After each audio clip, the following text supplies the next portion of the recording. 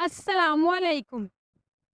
इस वीडियो में हम आपको कॉर्निश उस्मान के सीज़न 5 के एक अहम तरीन सीन के बारे में बताएंगे।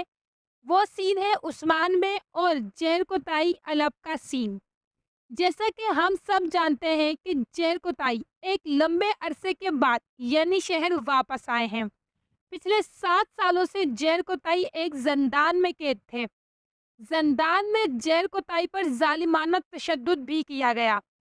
7 साल के बाद जब उस्मान बे ने जेर कोताई का पता लगाया और इन्हें आज़ाद करवाने का मंसूबा बनाया, तो दरमियान में आ गए जरमियान कबीले के सरदार याकूब बे और उन्होंने एक जाल बुना और उस्मान बे याकूब बे के जाल में फंस गए और जेर कोताई को बताया गया कि इसे याकूब बे ने आज़ाद करवाया है।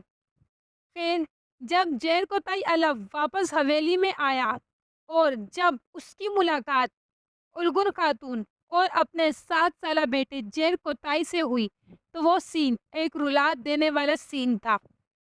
और फिर दूसरा रुला देने वाला सीन वो था जब खाने की मेज़ पर जेर कोताई उस्मान बे से हिसाब मांग रहा था कि इतने सालों से वो कहाँ थे, क्यों उस्मान बे ने उसे नहीं ढूंढा, क्यों उसे जालिमों के हाथों में तशद्दुद का निशाना बनने के लिए छोड़ दिया।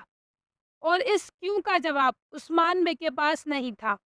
और फिर जेर कोताई अलब उस्मान बे की हवेली को छोड़कर अपने ख़ानदान के साथ वहाँ से चले गए। ये थी वो कहानी जो अब तक नशर की जा चुकी है। अब आते हैं कि आगे क्या होगा, जेर कोताई कहाँ जाएगा। तो कहानी में साफ वाज़ह है कि अब याकूब बे जेर कोताई अलब को अपने कबीले में पनाह देंगे और जेर कोताई को अब उस्मान बे के सामने लाकर खड़ा कर दिया जाएगा। लेकिन यहाँ ये सब भी उस्मान बे के हक में ही होने वाला है, क्योंकि कुछ वक्त गुजरने के बाद जेर कोताई को एहसास हो जाएगा कि उसके साथ जो कुछ हुआ उसमें गलती उस्मान बे की नहीं थी।